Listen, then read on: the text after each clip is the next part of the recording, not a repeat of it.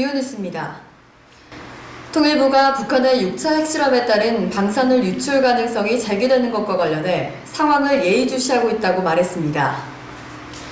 백태현 통일부 대변인은 이날 정례 브리핑에서 핵실험으로 북한 주민의 피폭 가능성이 있느냐는 질문에 방사능 유출 시 피해 심각성 등을 고려해서 관련 상황을 예의주시하고 있다고 말했습니다. 한편 백 대변인은 핵실험 이후 북한의 내부 동향에 대해선 8월 이후 정부 성명 등을 발표하고 이후 평안군 총집회 등의 내부 결속 모임을 계속해 나가고 있으며 다른 특별한 동향은 없다라고 말했습니다.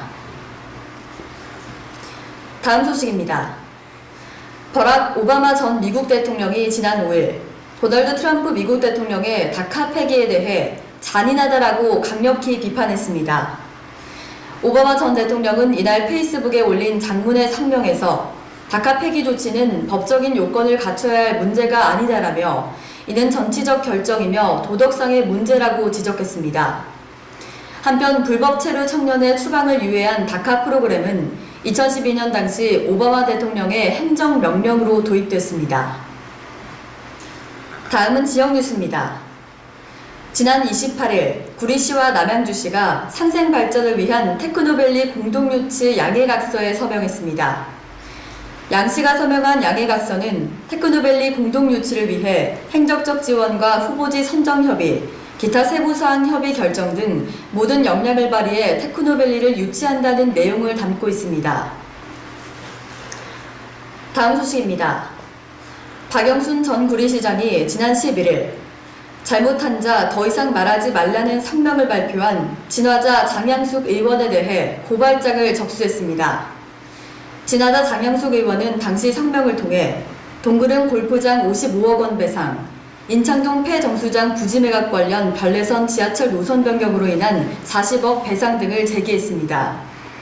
구리경찰서는 이와 관련해 자유한국당 진화자 장양숙 의원에게 피고발인 조사를 받기 위해 협조를 요청했습니다. 다음으로 사건 사고 소식입니다.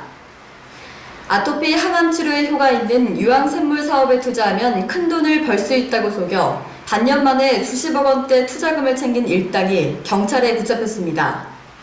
서울 강동경찰서는 지난해 피해자 1,600여 명으로부터 27억여 원을 가로챈 혐의로 최 모 씨를 구속하고 이 모 씨 등 3명을 불구속 입건했습니다. 다음으로 연예가 소식입니다. 음치로 많은 사랑을 받았던 개그맨 김미연 씨가 현재는 건물주라고 밝혀 화제가 되고 있습니다. 한 예능 프로그램에서 김미연 씨는 한때 행사의 여왕이라고 소개됐으며 한 달 단위로 돈을 미리 받아 1억 정도를 받은 것 같다며 과거 수입을 공개했는데요.